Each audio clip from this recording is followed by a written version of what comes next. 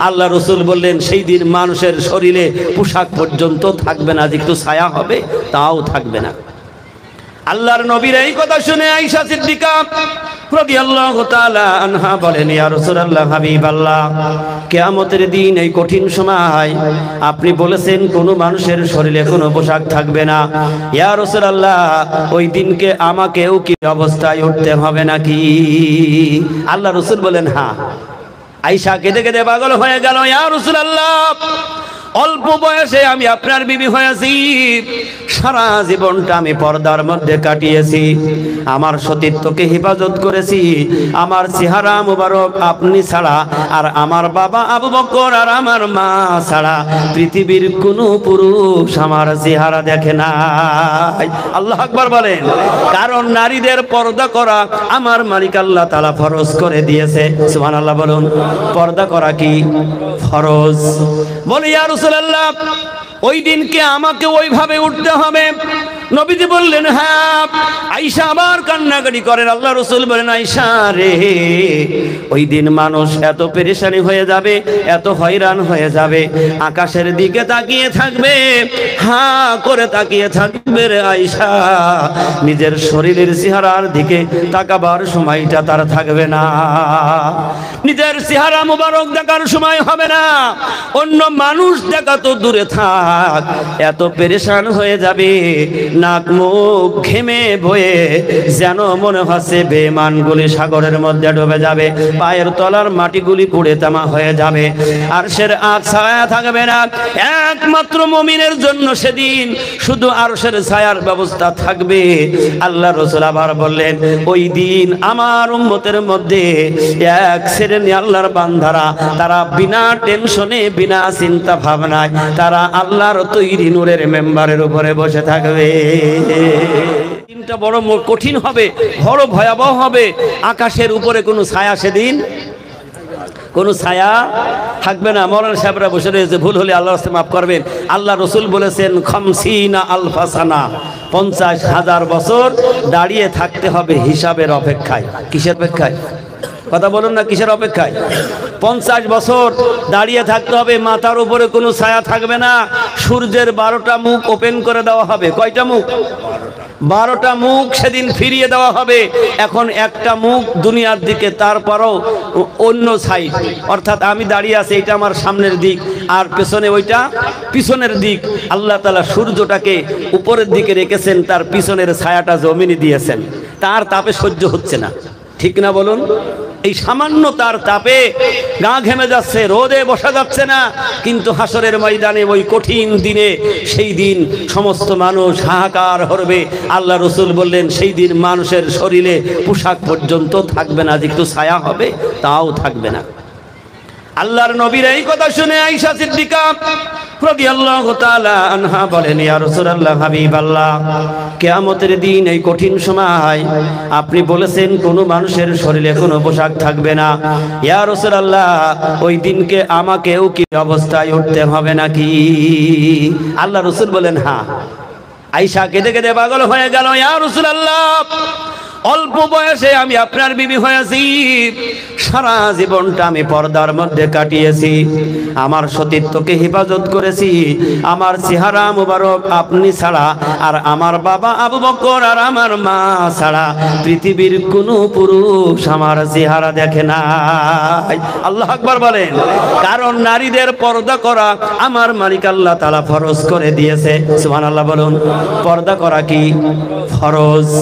বলে ইয়া রাসূলুল্লাহ, ওই দিনকে আমাকে ওইভাবে উঠতে হবে? নবীজি বললেন হ্যাঁ।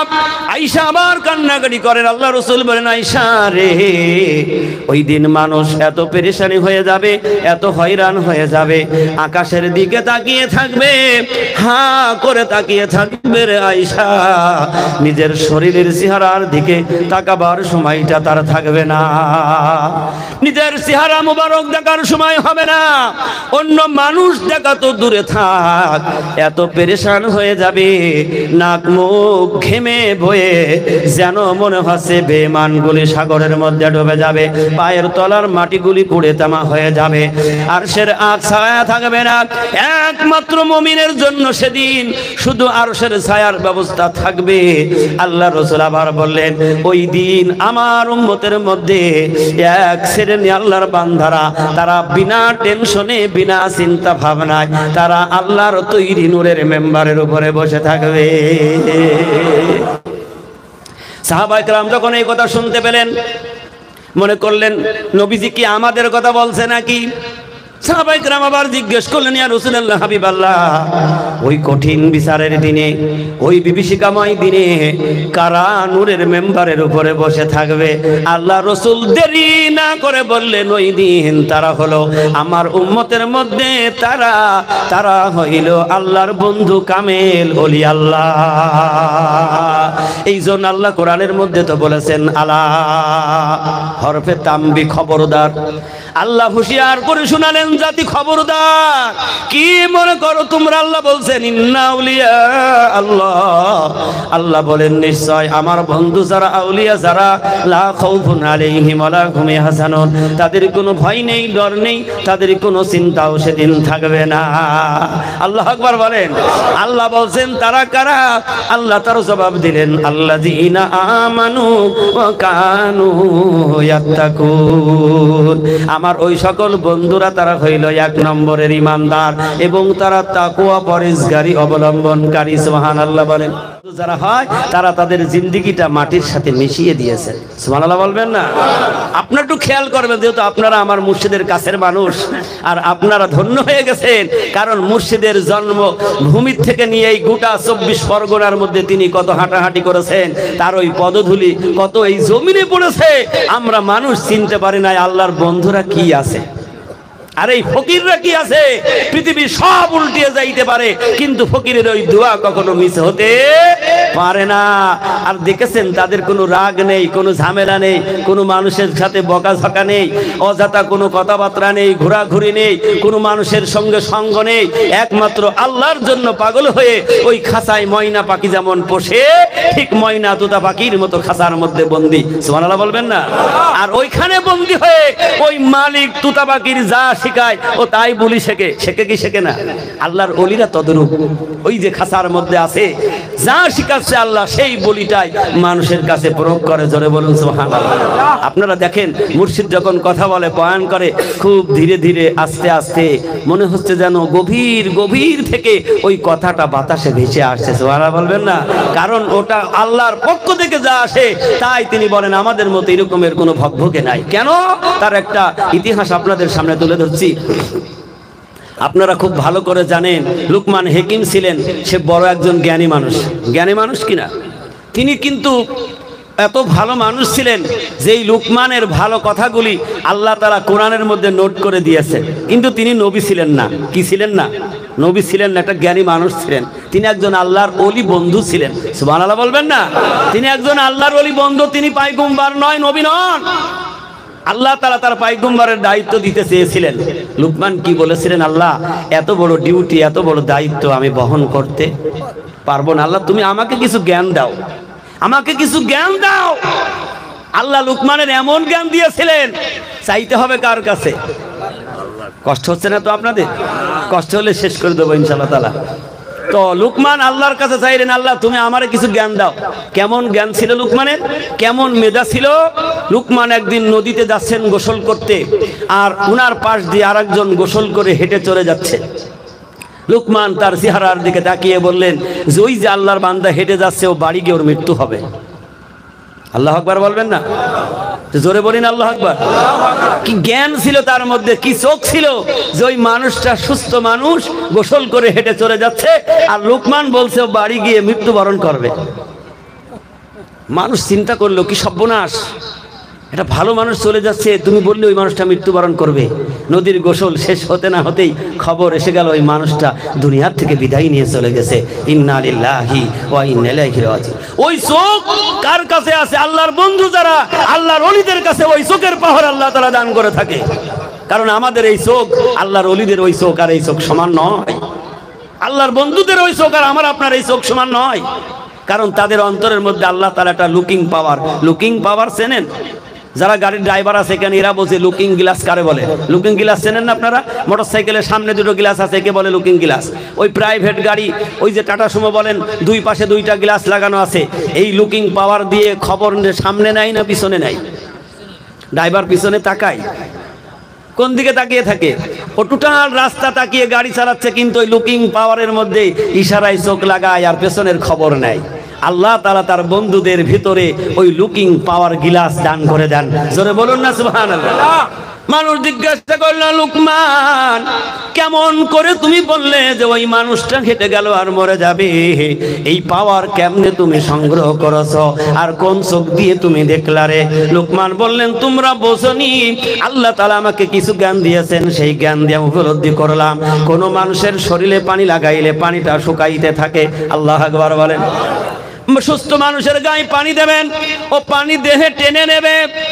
লুকমান বলেন, আমি লক্ষ্য করে দেখলাম গোসল করে চলে যাচ্ছে, যে অবস্থায় পানি গায়ে লেগেছে, বরং পানি বাহির হয় কিন্তু শরীরে টানে না।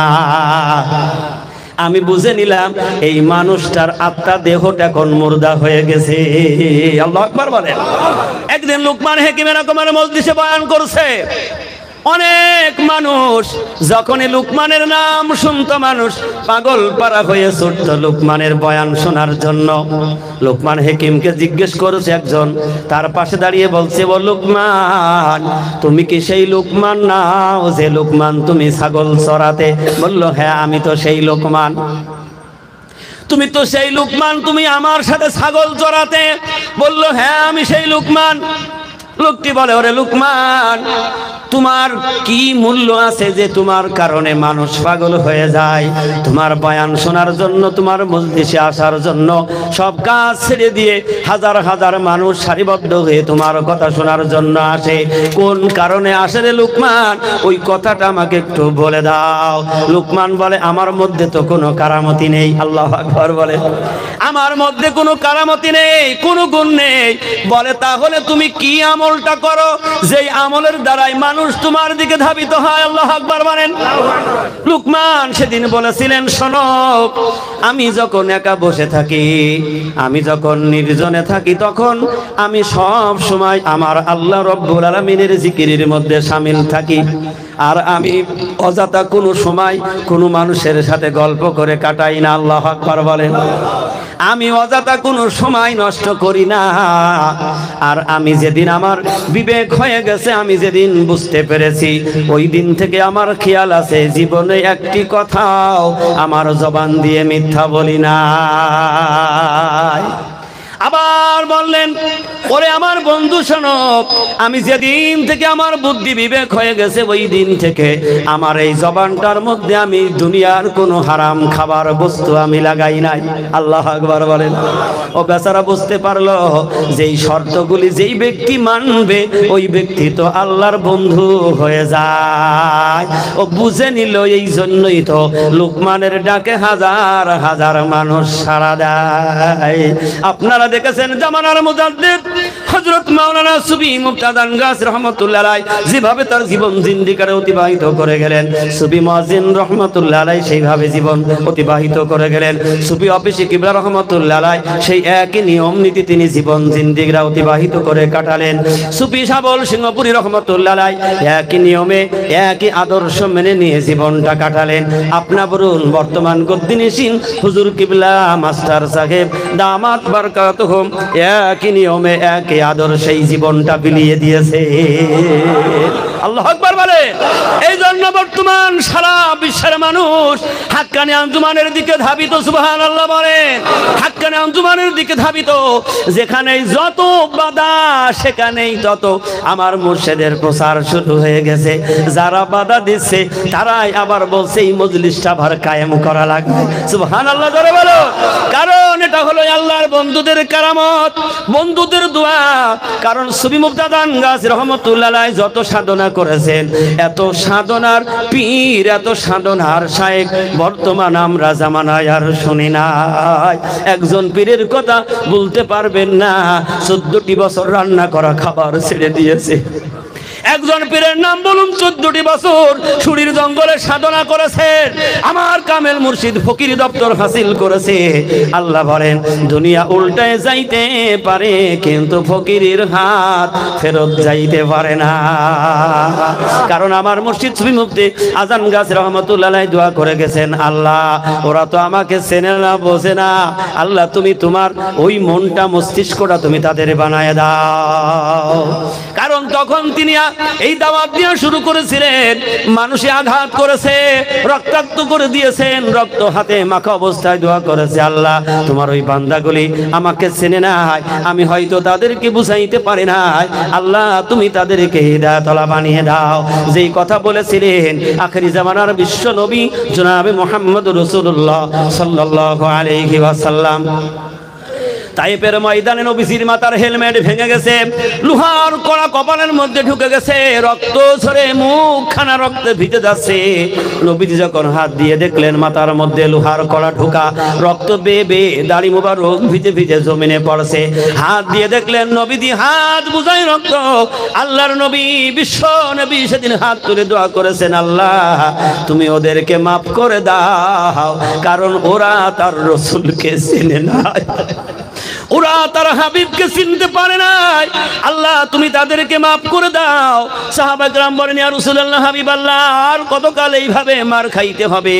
কত মানুষ বিধবা হয়ে গেল, কত মার কোল খালি হয়ে গেল, কত সন্তান শাহাদাত বরণ করলো, ইয়া রাসূলুল্লাহ আর কতকাল এইভাবে মার খাবো? সেদিন ওই অবস্থায় জিবরিল এসে বললেন, ইয়া রাসূলুল্লাহ হাবিবাল্লাহ আমি জিবরিলও সহ্য করতে পারি না, আপনার রক্ত জমিনে পড়বে আমি জিবরিলও সহ্য করতে পারি না।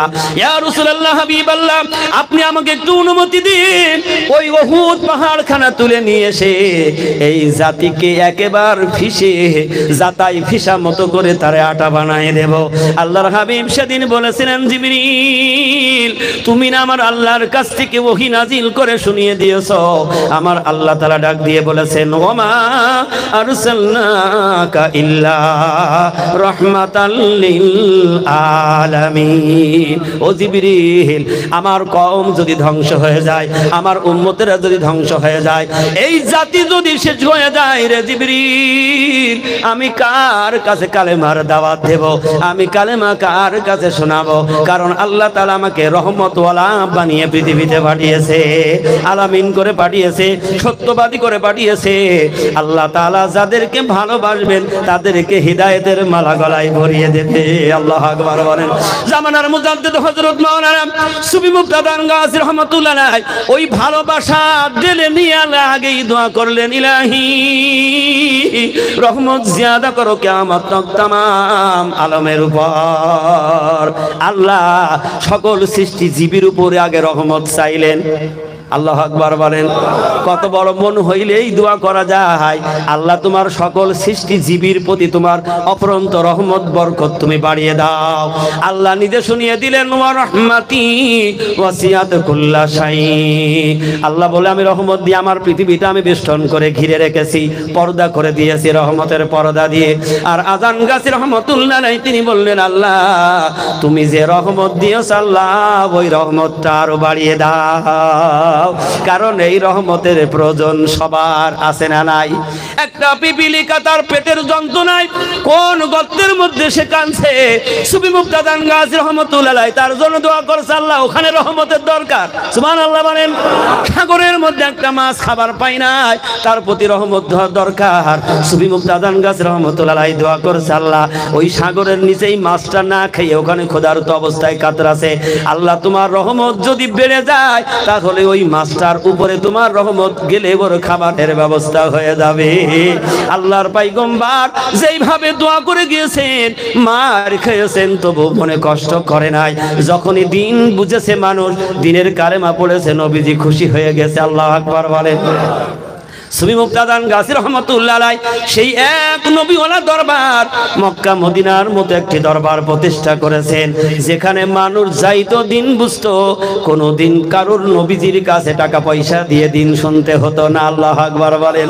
এমন একজন শায়েখের দরবার আমরা পেয়েছি, নবীওয়ালা দরবার, যেখানে আগেই হেডলাইনে লেখে সতর্ক করা আছে বিনা পয়সায় দিন ও দুনিয়ার শান্তি ও মঙ্গল। আল্লাহু আকবার বলেন। কারণ আল্লাহ তো বলেছে তারাই মুহতাদ, হিদায়াত প্রাপ্ত তারা, যারা দিন প্রচার করবে দিনের বিনিময় কারোর কাছে তারা সাহায্য নেবে না, হাত পাতবে না, টাকা পয়সা চাবে না। আল্লাহ কালাম পাকের মধ্যে বলেন ইত্তাবিউ আল্লাহ ইয়াসআলুকুম আজরাও ওয়া হুম মুহতাদুন। তারাই তো হিদায়াত প্রাপ্ত, তারাই রাহবার হবে। তোমরা তাদের কাছে যাও যারা আমার দিনের বিনিময় তোমাদের কাছে কোনো ওজরত চাই না। আল্লাহু আকবার বলে। সেই এক দরবার আল্লাহর কোরআনের হক অনুযায়ী দরবার প্রতিষ্ঠা করে গেলেন সুফি মুক্তাদান গাজী রহমাতুল্লাহ আলাইহি। আজ পর্যন্ত কোনো মুরিদ বলতে পারবে না যে আমার টাকা পয়সা নিয়ে আমার মুর্শিদের জীবন যাপন করে, কোনো পয়গম্বর করে নাই, সাহাবায়ে কেরাম করে নাই, তাবেঈনরা করে নাই। আল্লাহর বন্ধু যারা হবে, আল্লাহর ওলি যারা হবে, তারা মানুষের কাছে কখনো হাত পাতে না, তারা একমাত্র সাহায্য চাই মালিক আল্লাহ। কারণ আল্লাহর কাছে চাওয়ার মতো আর দুনিয়ার কোনো মানুষ দিয়ে পূরণ করতে পারে না। পারে নাকি? বান্দা দিয়ে পূরণ করতে পারে? আল্লাহ যা দিয়ে পূরণ করে বান্দা তা দিয়ে পূরণ করতে পারে না। আর বান্দা যদি বান্দার কাছে বারবার চায়, ওর রাগ হয় না খুশি হয়? কথা বলেন নাকি? রাগ হয় না খুশি হয়? রাগ হয় না। একটা ফকিরি যদি প্রতি সপ্তাহে আসে বলে তোর জ্বালায় আর আমাদের বাঁচার জন্য নেই, কি বলে না সব? হ্যাঁ। আর আল্লাহ বলছে আমারে না ডাকলে আমি বেজার হই, আর আমারে যত ডাকি আমি আল্লাহ তত খুশি হই। সুবহানাল্লাহ বলবেন না? মনে আসেনি আল্লাহর নবী দ্বিতীয় খলিফা উমর রাখালের কাছে দাঁড়িয়ে আছে। রাখাল, ওরে রাখাল, তুই এত ওয়াজ শোনালি, আমার তোর কি মন চাই না একবার উমরের দেখতে? রাখাল বলে এবার ছুটি পাইলে উমরের সাথে দেখা করতে যাব। উমর ওখান থেকে বিদায় নিয়ে আসলেন, তার উপরও উমর কখনো একটু পরিচয়টা দিল না। কি আদর্শবান হয়ে গেল। হাক্কানি দুরূদ শরীফ। আল্লাহুম্মা সাল্লি ওয়া সাল্লিম বারিক আলা আবদিকার রাসূলিল কারীম রাহমাতাল লিল আলামিন শাফিল মুজনাবিন। আমি মহিলা শেষ ওদেরকে খাওয়ি দিলে ভালো হয়, যদি পুরুষ থাকবে পুরুষের পরে খাওয়ি দেবে।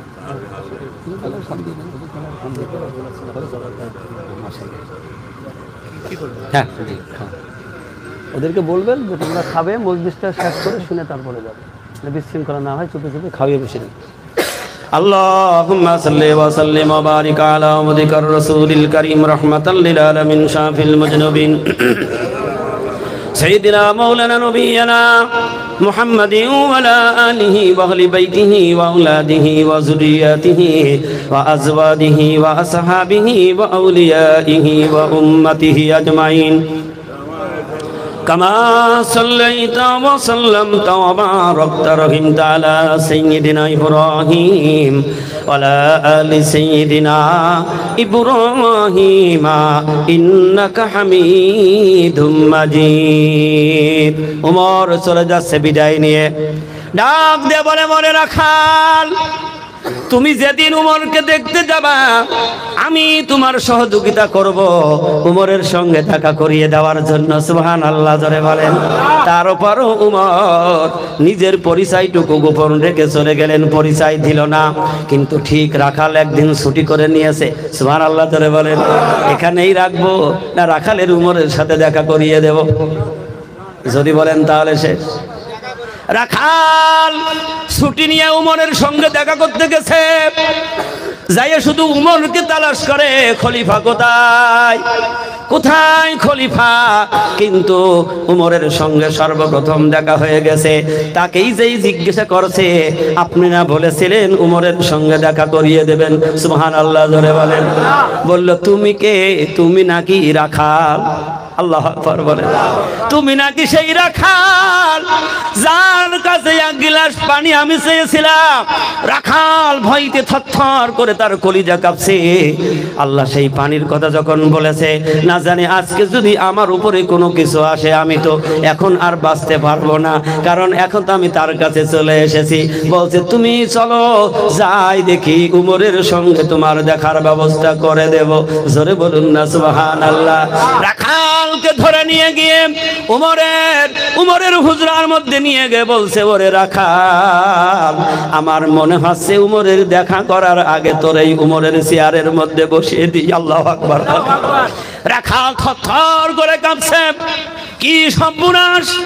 বলে তুই উমর রে দেখিস নাই, চিনিস নাই? উমরকে চিনার জন্য দেখার জন্য এসেছিস? আমি তোরে গোপন কক্ষে নিয়ে আলাম, আমি যে ওরে রাখাল, তুই আমাকে চিনিস নাই রে রাখাল, আমি হইলাম বিশ্ব নবীর সাহাবী উমর। রাখালের হাত ধরে উমর বলে, তোর সঙ্গে আমি বেয়াদবিটা করে ফেলেছি, তোর কাছে বারবার পানি চেয়েছি রে রাখাল, আল্লাহর রাস্তে তুই আমারে মাফ করে দে। এরকমের মনওয়ালা মানুষ পৃথিবীতে পাওয়া যায় নাকি? সেই উমরের ৩৭তম উত্তরসূরি পুরুষ হইল হযরত মাওলানা সুফি মুফতি আজান গাছ রহমাতুল্লাহ আলাইহি। উমরের দিকে রাখাল আর চোখে পানি ধরে রাখতে পারে না, ডাক দিয়ে বলেন, আমার না জানি কত বেয়াদবি আপনার কাছে আমি করে ফেলেছি। উমর বলে, রাখাল না রে না, আমার মন চাইছে তোর মতো মানুষ যদি এই মক্কাবাসী মদিনাবাসীর মধ্যে হয়ে যেত, তাহলে কোনো মানুষের ঘরে দরজা লাগায় আর ঘুমাইতে হতো না। আল্লাহু আকবার বলেন। সব মানুষগুলি আল্লাহ হয়ে যেত। তুই কোনো চিন্তা করিস না রে রাখাল, তোর আর রাখাল গিরি ধরা লাগবে না, তুই উমরের এই এখানেই থেকে যা। আল্লাহু আকবার বলেন। কারণ যে যখন আল্লাহর বন্ধুদের সাথী হয়ে যায়, বন্ধুদের কাছে যখন আত্মসমর্পণ করে দেয়, বন্ধুরা তখন ওই বন্ধুর জায়গা করে দেয়। সুফি আজান গাছ রহমাতুল্লাহর কাছে রাজমিস্ত্রি, আমার দ্বিতীয় মুর্শিদ, তিনি শিয়ালদা রাজমিস্ত্রির কাজ করতেন। মুর্শিদের সাথে বন্ধুত্ব হয়ে গেল, মুর্শিদের সোহবত পেয়ে গেল। যে কথা আল্লাহ কোরআনুল কারীমের মধ্যে আমি যা পড়েছি, আল্লাহ বলছেন, ইয়া আইয়ুহাল্লাযীনা আমানুত্তাকুল্লাহা ওয়া কুনু মাস-সাদিকিন। ঈমানদারেরা তোমরা ঈমান এনেছো, আমি আল্লাহকে ভয় করো আর আমার সত্যবাদের সাথে হও। সুফি মুয়াজ্জিন কিবলা রাহমাতুল্লাহ আলাইহি আজান গাছ রাহমাতুল্লাহ আলাইহির সাথী হয়ে গেলেন, তার অনুকরণ করলেন, মুর্শিদের হুকুমটা নিজের জীবনের সাথে মেনে নিলেন। মুর্শিদ বলে, তোরে ফিরিয়ে দেব না। আল্লাহ তাআলা বলেন, তুই আমার বন্ধুকে ভালোবাসিস, আমি আল্লাহ তোকে আরিফ বিল্লাহর বাদশা বানিয়ে সুফি আজান গাছ রাহমাতুল্লাহ আলাইহির প্রথম খলিফা বানিয়ে দিলাম। ও আমার আব্বারা ভাইরা, সুফি মুয়াজ্জিন রহমাতুল্লাহ আলাইহি, সুফি আজান গাছ রহমাতুল্লাহ আলাইহি দুই মুর্শিদের হুকুমের দাবিদারি করলেন। সুফি অফিসে কিবলা রহমাতুল্লাহ আলাইহি কোথায়? বাংলাদেশে টাঙ্গাইল জেলা কালিহাতী থানা আকসারান গ্রামে বাড়ি। এই দুপাতার ওজিফা হাতে নিলেন, নিজের মন মস্তিষ্ক উজাড় করে দিয়ে ওজিফাখানা বুকে ধারণ করলেন। মুর্শিদের হুকুম অনুযায়ী আমল তৈরি করলেন, এমন ভাবে মুর্শিদকে মানলেন। আল্লাহ খুশি হয়ে গেল, আল্লাহ রসুল খুশি হয়ে গেল, আমার দুই মুর্শিদ খুশি হয়ে গেলে অফিসে রহমতুল্লাহ আলাইহিকে আল্লাহ তাআলার পক্ষ থেকে আরিফ বিল্লাহর বাদশা বানিয়ে দিল। আমার তিন মুর্শিদের দাবিদারি করলেন সুফি সাবল সিংহপুরী রহমতুল্লাহ আলাইহি। আল্লাহ খুশি, আল্লাহ রসুল খুশি, মুর্শিদের হুকুমগুলি নিজের জীবনের মধ্যে এমন ভাবে মেনে নিলেন, নিজের জান মাল জীবন যৌবন সব সুফে দিয়ে মুর্শিদকে ভালোবাসলেন। এই ভালোবাসার কারণে সাবল সিংহপুরী রহমতুল্লাহ আলাইহি তিনি আরিফ বিল্লাহর বাদশা জামানার মুজাদ্দেদ হয়ে গেলেন। আর সেই মুর্শিদ 26টা ভাষায় গোটা পৃথিবী সমস্ত মানব জাতির কাছে দাওয়াত পৌঁছায় দিলেন। আল্লাহু আকবার বলেন না। আমার চার মুর্শিদের হুকুমের দাবিদারি করলেন সুফি মাস্টার সাহেব দামাত বারকাতুহুম, নিজে এমন ভাবে বিলিয়ে দিলেন। ভালোবাসার মধ্যেও আবার পার্থক্য আছে। কত মানুষ মুখে ভালোবাসে, কত মানুষ অন্তর দিয়ে ভালোবাসে, বাসে কি বাসে না। ভালোবাসার মধ্যে ভালোবাসা আছে। একদিন সাবল সিংহপুরী রহমতুল্লাহ আলাইহি বললেন, মাস্টার সাহেব আজকে ঈশার নামাজের পর একটু বসবা, কিছু লিখতে হবে। কারণ তিনি হুজুর কিবলার বাণীগুলি লিখতেন। এই উদ্দেশ্য নিয়ে টুল আর খাতা কলম নিয়ে হুজুরার দরজায় বসে গেছেন তো গেছেন, সারা রাত মুর্শিদের কথা মানার জন্য বসে আছে চাতক পাখির মতো। আল্লাহু আকবার। চাতক পাখির মতো মুর্শিদে বসে আছে। তাহাজ্জুদের সময় আযান দেবেন, সুবহে সাদিক হবে, হুজরার দরজা খুলে দেখলেন মাস্টার সাহেব খাতার কলম হাতে বসা। একটু ভেবে দেখেন নিজের মন আত্মাটা কতখানি ছুপে দিলে একটা মানুষ সারা রাতের ঘুমের আরাম ছেড়ে দিয়ে মুর্শিদের তাবেদারি হয়ে মুর্শিদের দিকে লক্ষ্য করে ওই চাতক পাখির মতো মুর্শিদের দিকে চেয়ে বসে আছে। যেই চেয়ে বসেছিলেন আবু বকর সিদ্দিক রাদিয়াল্লাহু তাআলা আনহু, নবীজি একদিন বলেন, আবু বকর রে, আমার সঙ্গে সাথী তোর হতে হবে, একদিন যেতে হবে, আর কোনো কথা নেই। কবে যেতে হবে, কোন দিন কোন অবস্থায় যেতে হবে কোনো প্রশ্ন নেই, মনের মধ্যে কোনো প্রশ্ন ব্যথা নেই। আবু বকর ওই দিন থেকে রেডি হয়ে দাঁড়িয়ে গেলেন, আল্লাহর হাবিবের সাথী হইতে হবে। যদি আমি সাথী না হইতে পারি, রসুলের ডাকে যদি সাড়া না দিতে পারি, আমি আবু বকর তো আমি নষ্ট হয়ে যাব, ধ্বংস হয়ে যাব। কারণ রসুলের হুকুম না মানলে আমি তো আল্লাহর কাছে জবাব দিতে পারবো না। দাঁড়িয়ে আছেন তো আছেন, 6 মাস নিজের ঘরের দরজায় পিঠ লাগায় দাঁড়াই আছে। সুবহানাল্লাহ বলবেন না? আল্লাহ তাআলা আবু বকরকে কি ভালোবাসলেন, কত ভালোবাসলেন। রসুল দুনিয়া থেকে বিদায় নিলেন, রসুলের এই হালকে ধরবে কে ওই খলিফা হবে। আল্লাহর পক্ষ থেকে আমার মালিক আল্লাহ তাআলা আবু বকর সিদ্দিক রাদিয়াল্লাহু তাআলা আনহুকে প্রথম খলিফা বানিয়ে দিলেন। আল্লাহু আকবার বলবেন না? আল্লাহ রসুল সাহাবায়ে কেরাম নবীজিকে কেমন ভালোবাসতেন, ওই রকমের ভালোবাসা যদি আমরা মুর্শিদকে দিতে পারি, আমার আল্লাহ খুশি হয়ে যাবে, রসুল খুশি হয়ে যাবে, পাঁচ মুর্শিদ খুশি হয়ে যাবে, আমাদের তকদিরের পরিবর্তন হয়ে যাবে। কেমন ভালোবাসতেন। রসুল হিজরত করতে চলে যাবেন, খবর হয়ে গেছে আমাদের মধ্যে। হযরত আলী রাদিয়াল্লাহু তাআলা আনহু দৌড় দিলেন। আলী এসে পড়েন, ইয়া রাসূলুল্লাহ, হাবিবাল্লাহ, আপনার ওই চাদর মুবারকটা আমাকে দিতে হবে, কারণ আপনি যেই চাদর মুবারকটা গার উপরে দিয়ে ঘুমিয়ে থাকেন। ইয়া রাসূলুল্লাহ, হাবিবাল্লাহ, ওই চাদর মুবারকখানা আমার কাছে দেন, আমি আপনার বিছানার মধ্যে আপনার চাদর মুবারকখানা মুড়ি দিয়ে ঘুমিয়ে যাব, আর আপনি হিজরত করে চলে যাবেন।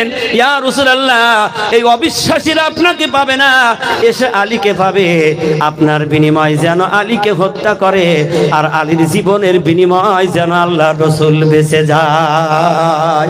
আল্লাহু আকবার বলেন। কত বড় মন হলে নিজের জীবনটা দেয়া যায়। নিজের জীবন দেওয়ার জন্য আলী রাসূলের বিছানার মধ্যে শুয়ে গেলেন।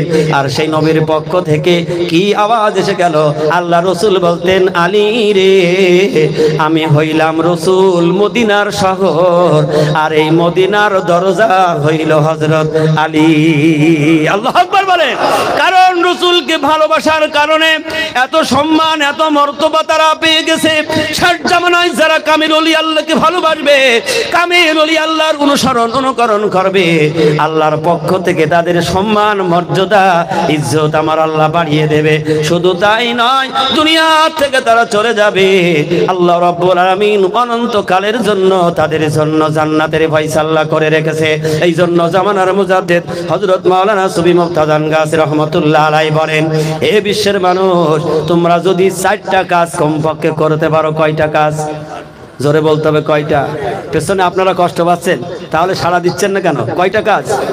4টা কাজ যদি তোমরা করতে পারো। 1 নম্বরের কাজ হলো বিনা কাজায় 5 ওয়াক্ত নামাজ। কয় ওয়াক্ত নামাজ? বিনা কাজায় 5 ওয়াক্ত নামাজ। কারণ 1 ওয়াক্ত নামাজ যদি কেউ পড়ে 10 ওয়াক্ত নামাজের নেকি পায়। কয় ওয়াক্ত মাওলানা সাহেব?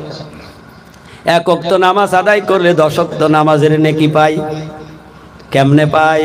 আল্লাহ রাসূল সাল্লাল্লাহু আলাইহি ওয়াসাল্লামের উপরে যখন নামাজ আল্লাহ তাআলা দিলেন, তখন নামাজ দিয়েছিলেন 50 ওয়াক্ত। কয় ওয়াক্ত? 50 ওয়াক্ত নামাজ দিলেন। নবীজি 50 ওয়াক্ত নামাজ নিয়ে মিরাজ থেকে ফিরে আসছেন মুসা আলাইহিস সালাতু ওয়াস সালাম, সালাম দিয়ে বললেন, আল্লাহর হাবিব বিশ্ব নবী, আল্লাহ নিশ্চয় আপনাকে কিছু উপহার দিয়েছে। নবীজি বললেন, আল্লাহ রাব্বুল আলামিন আমাকে 50 ওয়াক্ত নামাজ দিয়েছে।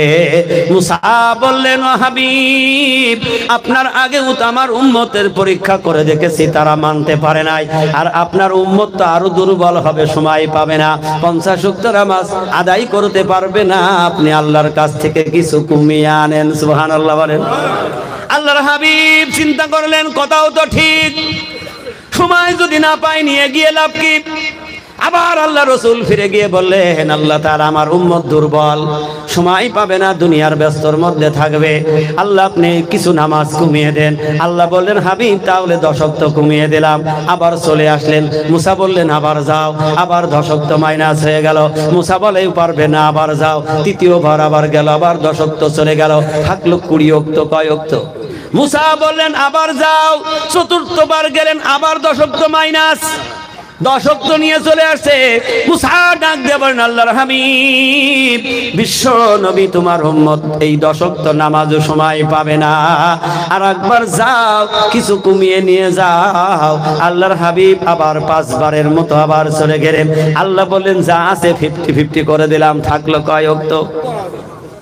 আল্লাহ বলেন, ঠিক আছে, যা ছিল 50 করে দিলাম। 5 ওয়াক্ত নিয়ে চলে আসছেন। আল্লাহ রসুল আবার আসলেন। মুসা বললেন, এও তো সময় পাবে না।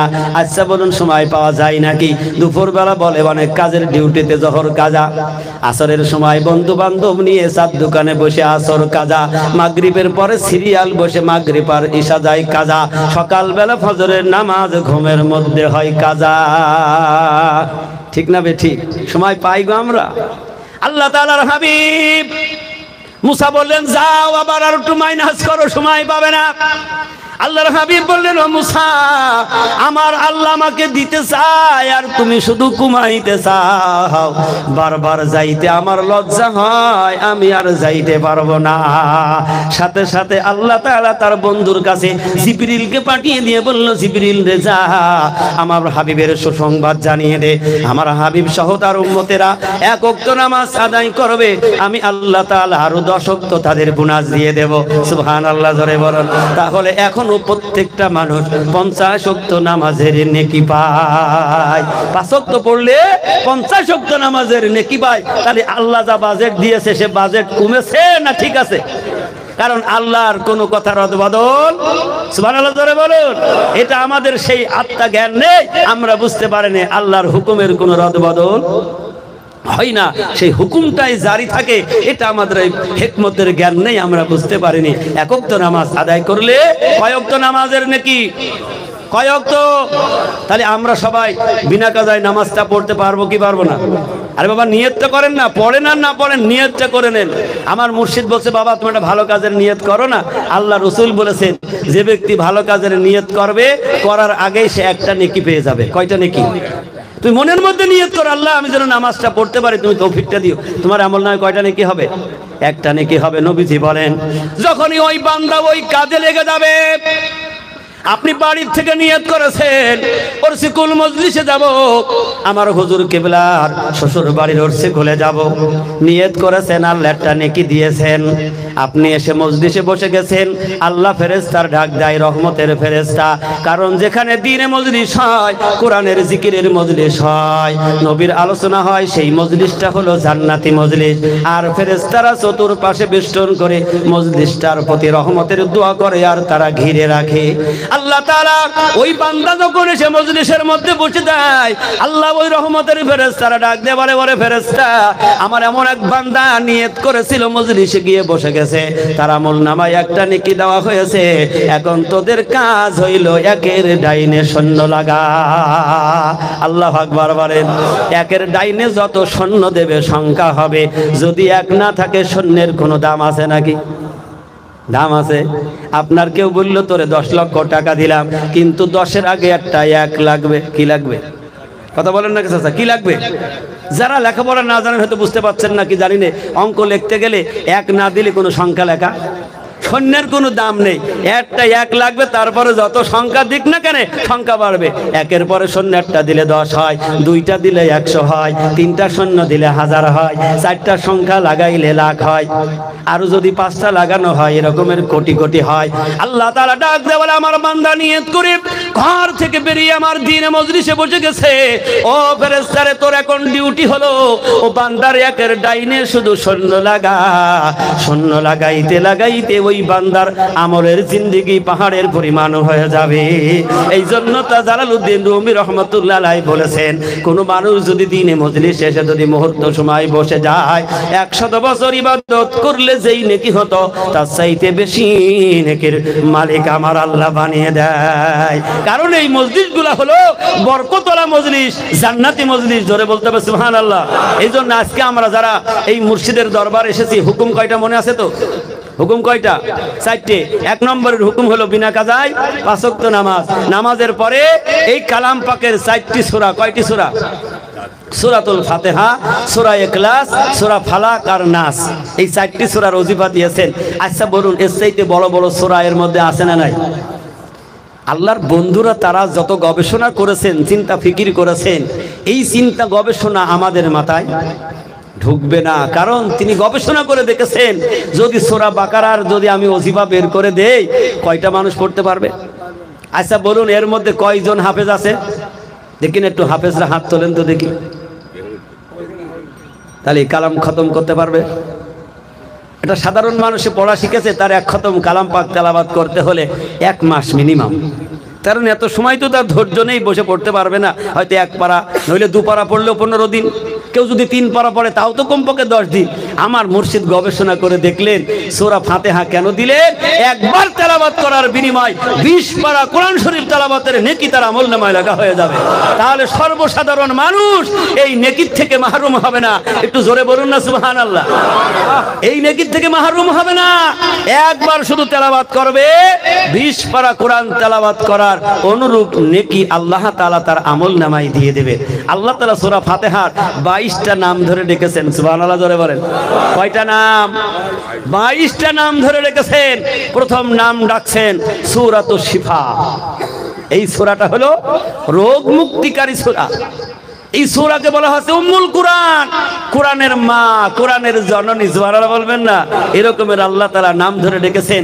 আর সেই আল্লাহ তাআলাই সূরা ফাতিহার দলিল দিলেন, কালাম পাকের দলিল দিয়ে। আল্লাহ রাব্বুল আলামিন বলেন, ওয়ালাকাদ আতাইনা সাবআম মিনাল মাসানি ওয়াল কুরআনাল আযীম। আল্লাহ রাব্বুল আলামিন বলেন, আমি 7 আয়াত বিশিষ্ট মহাগ্রন্থ আল কোরআন দান করেছি। কার কথা? কার কথা? অনেক আছে দেখবেন বলে সূরা ফাতিহা, খালি ফাতিহা ছাড়া আর বোঝে না। আছে না নাই? অনেক মানুষ বিরোধিতা করে সূরা ইখলাস ফালাক ছাড়া আর কিছু বোঝে না। কিন্তু আমি বলি, ওরে বান্দা, আল্লাহ যেই সূরার ব্যাপারে দলিল দিয়ে বললেন ওয়ালাকাদ আতাইনা সাবআম মিনাল মাসানি ওয়াল কুরআনাল আযীম, আল্লাহ বলেন আমি 7 আয়াত বিশিষ্ট মহা কোরআন দান করেছি বারংবার তেলাওয়াতের জন্য। আর এই কোরআন কত মধুর, কত মিষ্টি সুর ওর মধ্যে আছে রে বান্দা। যত কারি হোক, যত হাফেজ হোক, নামাজে সূরা ফাতিহা তেলাওয়াত করে মনে হয় যেন এই মাত্র সর্বপ্রথম ওহী নাজিল হলো। কোন মানুষের কাছে আজ পর্যন্ত কালামবাসী হয় না। বাসি বোঝেন? টাটকা। আর ওই পরের দিনকে অনেক সময় বাসি বলে, মানে পরের দিনটা ওই পেছনে চলে গেছে। কারণ ওইটা কখনো পুরাতন হলো না। এ পর্যন্ত কিয়ামত পর্যন্ত আল্লাহর কালাম কখনো পুরাতন হবে না। সুবহানাল্লাহ জোরে বলুন। এক একজন মানুষের এমন কণ্ঠ আল্লাহ দিয়েছে যে সেই কণ্ঠ থেকে যখন কোরআন তেলাওয়াত হয় মন বলে শুনতেই থাকো। কথা বলুন, মন বলে শুনতেই থাকো। কারণ আল্লাহ রাব্বুল আলামিন এই কালাম পাক এমন একটা মধু, কিয়ামতের দিন আল্লাহ নিজে কালাম তেলাওয়াত করে শোনাবে। সুবহানাল্লাহ জোরে বলুন। তাহলে প্রত্যেকটা মানুষের এই কালাম শুনতে মন চায় না? তাহলে যদি মন চায় তাহলে কালামের হক অনুযায়ী চলতে হবে না নিজের মন চাই জিন্দেগি চলতে হবে? কথা বলুন। কারণ আমি একটু বুঝাই, যদি আপনাদের এই জেলার এমএল বলে তো এমএলএর সাথে যদি কোনো সম্পর্ক না থাকে, আপনি দেখা যাচ্ছে আরেকজন এমএলএর নির্বাচন করছেন, তার ভোট করছেন, এখন উনি মনে করেন এমএল হয়ে গেছে, এই দায়িত্ব এখন এই জেলার তার, এখন দেখছেন এমএল সাহেব প্রত্যেকের 1 বস্তা করে চাল দিচ্ছে, আর আপনি গিয়ে যদি লাইনের আগে যায় বলেন এমএল সাহেব আমার বস্তাটা আগে দেন, আপনার চেহারা দিকে তাকালে বলবে এটা সাইডে যা। কি বলবে? বোঝেন না আমার ভাষা? বলে এটা সাইডে যা। আরে তুই কালকে আমার কাছে স্লোগান দিলি, তুই অমকের নির্বাচন করলি, আর আজ গিয়ে এসে আমার কাছে বলছে চালের বস্তা দিন।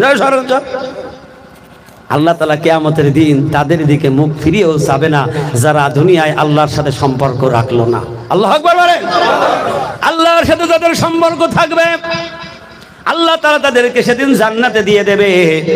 জান্নাতীদেরকে নিয়ে আল্লাহ একটা সবার আয়োজন করবে, সুবহানাল্লাহ বলেন। জান্নাতীদেরকে নিয়ে মালিক একটা সবার আয়োজন করবে। সেদিন আল্লাহ তাআলা দাউদ আলাইহিস সালামকে ডাক দেবেন, ও দাউদ, ও দাউদ আলাইহিস সালাতু ওয়াস সালাম, আইরে আজকে তোর আমি মিষ্টি মধুর কণ্ঠ দিয়েছিলাম, তোর ওই কণ্ঠ দিয়ে আমার কালাম পাক তেলাওয়াত করে আমার জান্নাতীদেরকে শোনা। অথচ দাউদের উপরে তো কোরআন নাজিল হয় নাই। দাউদের কণ্ঠের কারণে আল্লাহ তাআলা সেদিন ডাক দিয়ে বলবেন, আমার দাউদ রে, আজকে তোর ওই মিষ্টি কণ্ঠ দিয়ে আমার জান্নাতীদের অন্তরটাকে শীতল করে দে। দাউদ আলাইহিস সালাম সূরা তাহা তেলাওয়াত করবেন, সুবহানাল্লাহ। দাউদের কণ্ঠে যখন তেলাওয়াত শুরু হয়ে যাবে, তো মা আনজালনা আলাইহিল কুরআনা লিতাশকা, জান্নাতি ওয়ালারা মুগ্ধ হয়ে যাবে, বেহুশ হয়ে পড়ে যাবে। আল্লাহু আকবার বলেন। আর অন্তরের মধ্যে বলতে থাকবে, আয় আল্লাহ তাআলা, তুমি এমন মধুর কণ্ঠ দিয়ে তোমার কালাম শোনাইলা, যদি দুনিয়ার মধ্যে খামাখা বসে না থেকে যদি তোমার কালামের জিকিরটা করতাম, কালাম যদি তেলাওয়াত করতাম, তাহলে হয়তো আরো মধুর কণ্ঠের তেলাওয়াত শুনতে পেতাম। জান্নাতি ওয়ালারাও জান্নাতে গিয়ে সেদিন আফসোস করবে, সুবহানাল্লাহ জোরে বলুন। আল্লাহ তাআলা বলবেন, দাউদের কণ্ঠের তেলাওয়াত শেষ হবে, আল্লাহ পাক তার হাবিবকে ডাক দিয়ে বলবেন, আমার হাবিব এবার তুমি আসো, কারণ তুমি তো এই মজলিসের প্রধান মেহমান। বিশেষ অতিথি হবে দাউদ আলাইহিস সালাম, আর প্রধান অতিথি হবে আল্লাহর হাবিব বিশ্বনবী মুহাম্মদ রাসূলুল্লাহ সাল্লাল্লাহু আলাইহি ওয়াসাল্লাম। আল্লাহ বলবেন, আমার হাবিব আমি তোমার উপরে কোরআন নাজিল করেছিলাম, এবার তোমার কণ্ঠে কোরআন তেলাওয়াত শোনাও। আল্লাহর নবী বিশ্ব নবী সূরা ইয়াসিনের তেলাওয়াত শুরু করে দেবে, ইয়াসিন ওয়াল কুরআনিল হাকীম। রাসূলের কণ্ঠের তেলাওয়াত শুনে হুরেরা কাঁদতে থাকবে, আল্লাহু আকবার বলেন। জান্নাতি হুরেরা কান্নাকাটি করবে, আল্লাহ তুমি তাড়াতাড়ি মজলিসকে ভেঙে দাও, সমাপ্ত করে দাও, কারণ তোমার বান্দারা যেভাবে পাগল হয়ে যাচ্ছে, ওরা যদি বেহুশ হয়ে পাগল পারা হয়ে যায়, আমরা হুরেরা তো জান্নাতে আমাদের স্বামী পাবো না। চিৎকার দিয়ে বলুন সুবহানাল্লাহ। নবীর কণ্ঠের তেলাওয়াত শেষ হয়ে যাবে, আল্লাহ তাআলা এবার জান্নাতীদেরকে বলবেন, ও আমার জান্নাতীরা এবার তোমরা শোনো, তোমরা এতক্ষণ আমার দেওয়া কণ্ঠের তেলাওয়াত তোমরা শুনলে, প্রত্যেক মানুষের কণ্ঠ দিয়েছে কে? জোরে বলুন কি? আল্লাহ বলবেন, আমার দেওয়া কণ্ঠের তেলাওয়াত তোমরা শুনেছো, এবার তোমরা আমার নিজের কণ্ঠের তেলাওয়াত তোমরা শোনো। আল্লাহ তাআলা জান্নাতীদেরকে নিয়ে সেদিন সূরা আর রহমান তেলাওয়াত শুরু করবে। আল্লাহ বলবেন, আর রহমান আল্লামাল কুরআন খলাকাল ইনসানা আল্লামাহুল বায়ান। আমরা বলি আর রহমান, আর আল্লাহ সেদিন বলবে আনির রহমান। সুবহানাল্লাহ বলে। আল্লাহর এই কণ্ঠের তেলাওয়াত শুনে জান্নাতি ওয়ালারা হুশহারা হয়ে যাবে, বেহুশ হয়ে যাবে। তাদের এই কণ্ঠের তেলাওয়াত শুনে তারা মনে মুগ্ধ হয়ে পাগল হয়ে যাবে। জান্নাতীরা বলবে, আল্লাহ তাড়াতাড়ি সভা শেষ করে দাও, আমরা তো সব বিধবা হয়ে যাব। আল্লাহু আকবার বলে। আমরা জান্নাতি বিধবা হয়ে যাব, কারণ আমাদের স্বামী আমি তো হারিয়ে যাবে, আপনি মজলিস ভেঙে দেন। এই জন্য দুনিয়ায় যারা আল্লাহর কালামের জিকির করবে, আল্লাহর কালামের সাথে সম্পর্ক করবে, আল্লাহ তাআলা নিজেই সেদিন জান্নাতের মধ্যে বান্দার কোরআন তেলাওয়াত শোনাবে। এই জন্য জামানার মুজাদ্দিদ হযরত মাওলানা সুমিউদ্দাদান গাজী রাহমাতুল্লাহ আলাইহি দুটো পাতার ওজিফার মধ্যে প্রথম যেই সূরা দিলেন সেই সূরার নাম হলো সূরাতুল ফাতিহা।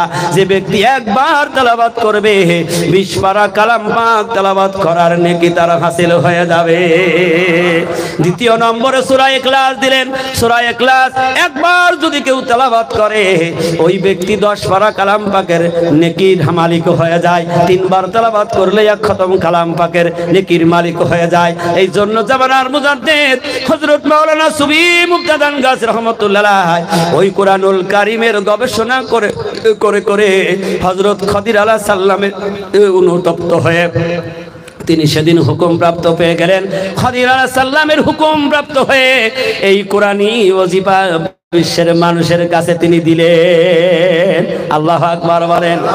3 নম্বরে যে সূরা দিলেন সূরা ফালাক আর নাস। আল্লাহু আকবার বলেন।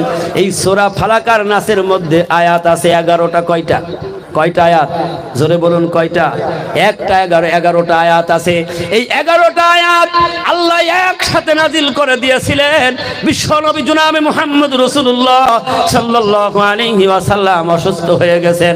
ওই অবিশ্বাসীরা নবীজির উপরে জাদু টুনা বান মেরেছে। আল্লাহর হাবিবের কে ডাক্তার হবে? দুনিয়ায় তো কোনো ডাক্তারের কাছে আল্লাহ তাআলা চিকিৎসা করাবে না, কারণ নবীজির ডাক্তার হইল স্বয়ং আল্লাহ, নবীজির উস্তাদ হইল স্বয়ং আল্লাহ। আল্লাহ তাআলা বললেন, জিবরিল আমার নবী তো অসুস্থ হয়ে গেছে, কখনো জ্বর কখনো বেহুশ, যারে জিবরিল সূরা ফালাক আর নাস নিয়ে গিয়ে আমার হাবিবের কাছে তেলাওয়াত করে শোনা। আল্লাহু আকবার বলেন। জিবরিল এসে বলেন, ইয়া রাসূলুল্লাহ আপনাকে জাদু টুনা বান মারা হয়েছে, আল্লাহ তাআলা আপনার প্রতি সূরা ফালাক আর নাস নাজিল করে দিয়েছেন, আপনি পড়তে থাকেন, আপনার ওই জাদু টুনা বান ধ্বংস হয়ে যাবে। নবীজি এক একটা আয়াত পড়ে আর এক একটা গিরা পড়ে ছাই হয়ে যায়। সুবহানাল্লাহ জোরে বলেন। ওই জাদুর মধ্যে 11টা গিরে ছিল আর আল্লাহ তাআলা সূরা ফালাক আর নাসের মধ্যে আয়াত দিয়ে দিলেন 11টা। তাই নবীজি শুনিয়ে দিলেন, আল্লাহ বলেছেন যাদের এই সূরা ফালাক আর নাসের আমল থাকবে, সূরা ফালাক আর নাস যারা বেশি বেশি তেলাওয়াত করবে, মানুষ শয়তান জিন শয়তান জাদু টুনা বান কোনো কিছু ওই বান্দার ক্ষতি করতে পারবে না। সবচেয়ে বড় দুশমন হলো শয়তান। ওই শয়তানের ওয়াসওয়াসা থেকে ওই ব্যক্তি বেঁচে যাবে। এই জন্য জামানার মুজাদ্দিদ হযরত মাওলানা সুফি মুক্তাদান গাজী রাহমাতুল্লাহ আলাইহি সূরা ফাতিহা, সূরা ইখলাস, ফালাক আর নাসের ওজিফা আমাদের হাতে তুলে দিলেন। আর যারা ওজিফা পড়বে, ওজিফা পড়ে দুনিয়া থেকে চলে যাবে, তার আপনজন কেউ দোয়া করবে না, নাও করতে পারে। এমনও কোনো মানুষ আছে তার বংশের বাতি দেওয়ার কেউ থাকে না, আছে না নাই? কথা বলেন। ছেলে নেই মেয়ে নেই, এমনও মানুষ দুনিয়ায় আছে। ও যদি মরে যায় কে তার জন্য দোয়া করবে? আমার মুর্শিদ এমন একটি মুজিজার মজলিস তিনি কায়েম করে গেলেন, ওই একবার ওজিফা পড়বে দুনিয়া থেকে বিদায় নিয়ে চলে যাবে। সারা পৃথিবীর কোটি কোটি পীর ভাই পীর বোন 5 ওয়াক্ত নামাজ পড়ে ওজিফা পড়ে দুটো হাত তুলে দোয়া করবে, ইলাহি রহমত জিয়াদা করো যিনি এই ওজিফা পড়েছেন এবং যারা পড়ে দুনিয়া ছেড়ে বিদায় নিয়ে কবরে চলে গেছে। সারা পৃথিবীর মানুষ একজন পীর ভাই আর একজন পীর ভাইয়ের জন্য দোয়া করে, আর এই দোয়ার বিনিময় কোনো নজর সালামে কিছুই দেওয়া লাগে না। আল্লাহু আকবার বলে। এই জন্য আমার সম্মানিত ভাইরা এই দুপাতার ওজিফা নেবেন, আমল করবেন। আমার শাবল সিংহপুরী রহমাতুল্লাহ আলাইহির বয়ানে শুনেছি তিনি বলতেন এই ওজিফা আমল করার জন্য আপনার সাবেক পীর ছাড়া লাগবে না। সুবহানাল্লাহ বলেন। আপনার সাবেক পীরকে ছাড়া লাগবে না। আপনি যদি কোনো মাযহাবে থাকেন ওই মাযহাব থেকে আপনার সরে আসতে হবে না। হুকুম হলো নামাজটা কাজা ছাড়া পড়তে হবে। হুকুম কি? নামাজটা কাজা ছাড়া, ওজিফাখানা কাজা ছাড়া। 3 নম্বরের শর্ত হলো হালাল রুজি রুটি। হালাল যদি আপনার না থাকে আপনি যত বড় আল্লাহ ওয়ালা হন না কেন দোয়া কবুল হবে না, নামাজ হবে না, রোজা হবে না, দান সাদকা হবে না। জিকির করো মালিক ওই জিকির কবুল করবে না। সারা রাত তাহাজ্জুদ পড়ে পড়ে কপাল বেঁকা করবেন, আল্লাহ কবুল করবে না। এই জন্য 3য় শর্ত হলো হালাল রুজি রুটি শুধু মুক্ত জীবন তৈরি করতে হবে। এখন বর্তমান জামানায় সুদ আর কেউ পারে না। এখন সভ্যতার যুগ এসে মানুষ সেটা পরিবর্তন করেছে, ঠিক না বেঠিক? এখন সুদকে বলে লাভাংশ, কেউ বলে ইন্টারেস্ট। সুদ আর বলে গো আপনারা দেখে শুধু বলে এটা লাভ খাচ্ছে, লাভ অংশ, মানে চালাক, কত চালাক। এই চালাকে আল্লাহ বোঝে না। ও মনে করে আমি এই চালাকি করলে মনে হয় আল্লাহ বুঝতে পারবে না নাকি। যেমন একটা চালাক আছে, একটু বলবো না কি ছেড়ে দেবো।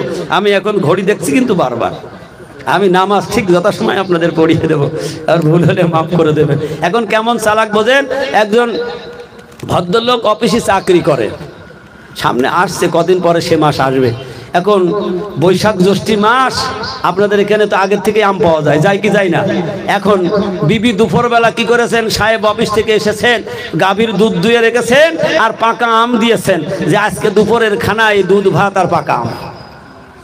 আল্লাহর রাস্তায় আমাকে মাফ করবেন। এখন এই পাকা আম দুধের মধ্যে কি করেছে, আমটা নিয়ে সুন্দর করে মানে একেবারে পায়েস বানিয়ে নিয়েছেন চিপে।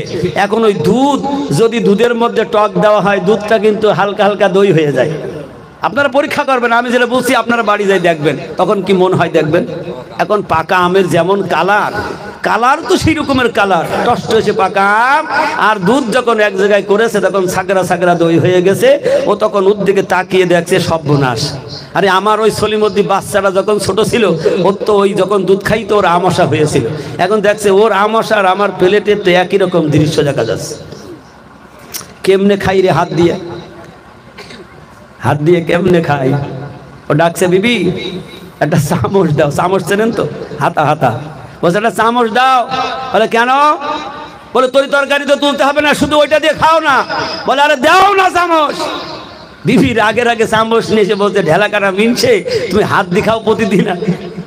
গ্রামের ভাষা, আর প্রতিদিন হাত দিয়ে খাওয়ার আর চামচ লাগবে। বলে তুমি দেখো, ওই যে আমাকে সলিমদ্দিন না, ওর সেই আমাশা হইল ঠিক সারাম দেখা যাচ্ছে। আমার বড্ড ঘৃণা লাগছে, তুমি চামচ দাও, হাত দিয়ে খাইতে পারবো না, চামচ দিয়ে খাবো। কি দিয়ে খাই? বিশ্বের মানুষ সুদ খায় ঠিক, কয় লাভ খায়, ইন্টারেস্ট খায়। আল্লাহ তাআলা সুদের ব্যাপারে কি বলছেন? হারামের ব্যাপারে সতর্ক করেছে। আগে দুনিয়ার মানুষের নয়, তার হাবিব বিশ্ব নবীর উপরে ওহী নাজিল হয়েছে। আল্লাহু আকবার বলুন। আল্লাহ তাআলা ওহী নাজিল করে শুনিয়ে দিলেন, ইয়া আইয়ুহার রাসূলু কুলু মিনাত তাইয়্যিবাতি ওয়া আমালু সালিহা। আল্লাহ রাব্বুল আলামিন ডাকতে বলেন, আমার হাবিব বিশ্ব নবী, তুমি আগে হালাল খাও, তারপরে আমলে সালেহ করো। যার আমল নামায় গুনার কোনো বাতাস পর্যন্ত লাগে নাই, আল্লাহ তাআলা সেই হাবিবের উপরে ওহী নাজিল করে শুনিয়ে দিলেন, ইয়া আইয়ুহার রাসূল, হে আমার রাসূল, আগে হালাল খাও, তারপরে আমলে সালেহ করো। এইটা বলার উদ্দেশ্য হলো যেন আমার হাবিবের সতর্ক করা দেখে বিশ্বের মানুষ সাবধান হয়ে যায়। যা কিছু প্র্যাকটিক্যালে আগে আল্লাহ তাআলা তার হাবিবকে দিয়ে করিয়েছেন, আর সেইটা আল্লাহ তাআলা হাবিব বিশ্ব নবী মানব জাতির মধ্যে প্রকাশ করেছেন। সুবহানাল্লাহ। এই জন্য জামানার মুজাদ্দিদ বলেন, সুদমুক্ত জীবন তৈরি করতে হবে। সুদ থেকে তোমার চিরতরে বিদায় নিয়ে যেতে হবে, কারণ সুদের মতো এত জঘন্যতম গুনাহ পৃথিবীতে আর কেউ রেওয়াত করে নাই। সুদের বড় গুনাহ হলো আল্লাহ আর আল্লাহ রাসূলের সাথে যুদ্ধ করার গুনাহ।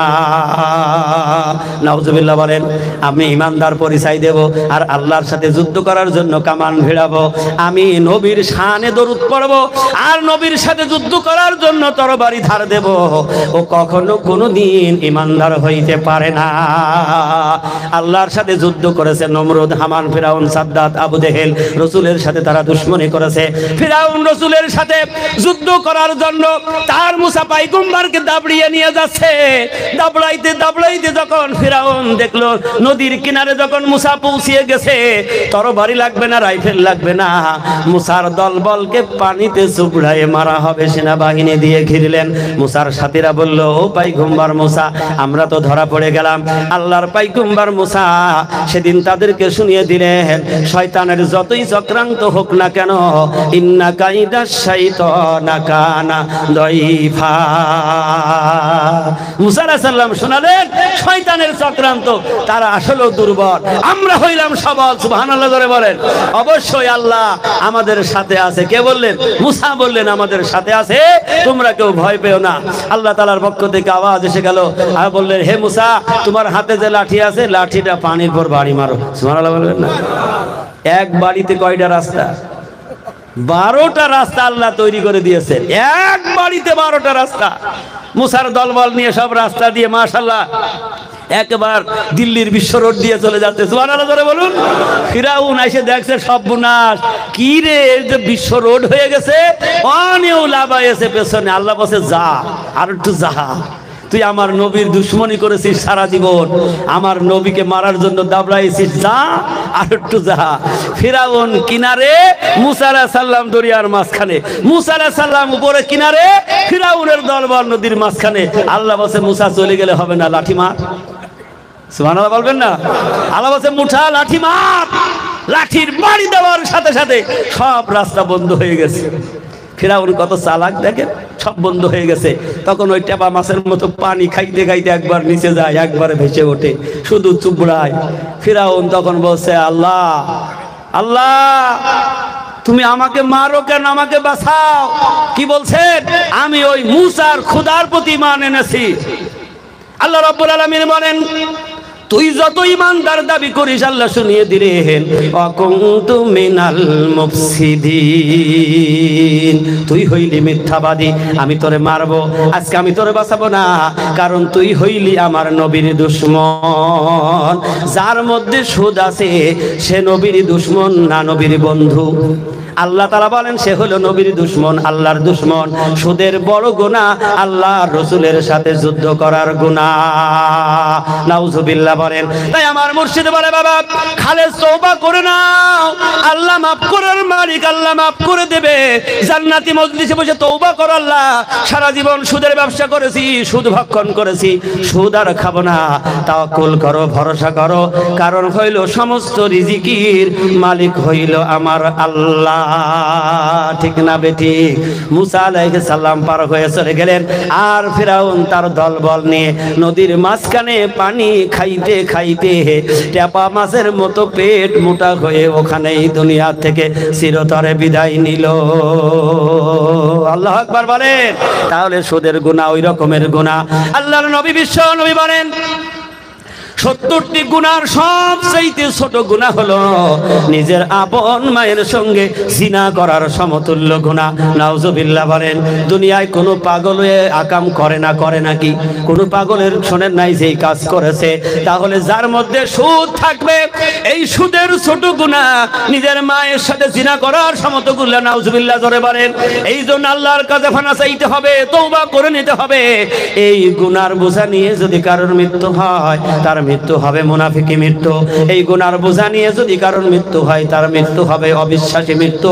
এই জন্য তওবা করে নিতে হবে, কারণ আমার আপনার হায়াতের কোনো গ্যারান্টি নেই। কি দাদা, গ্যারান্টি আছে? হায়াতের কোনো গ্যারান্টি নেই। কখন কার ডাক এসে যাবে আর তার দুনিয়া ছেড়ে চলে যেতে হবে। সারা পৃথিবীর মানুষ একত্রিত হয়েও কাউরে ঠেকিয়ে রাখতে পারবে না। আল্লাহ কালাম পাকের মধ্যে বলেছেন নিজাজা আজালুহুম লা ইস্তাখিরুনা সাআতাউ ওয়ালা ইস্তাকদিমুন। একটু জোরে বলি সুবহানাল্লাহ।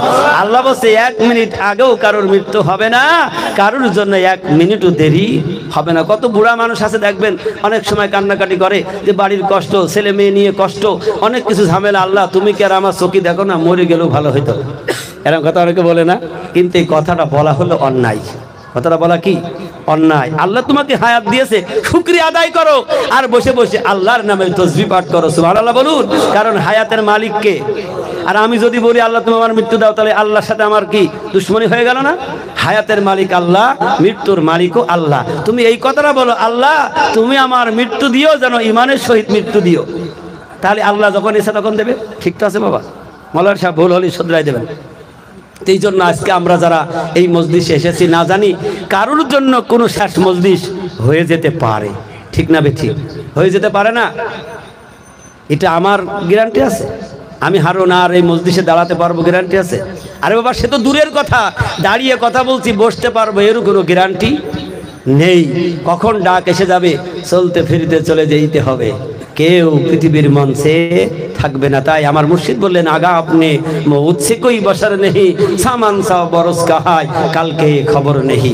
4 নম্বরের কথাটা বলে আমি শেষ করব। 4র্থ নম্বরের কথা আমার মুর্শিদ বললেন, সাধ্যমতো তাকওয়া পরহেজগারি। তাকওয়া হইল আল্লাহর ভয়।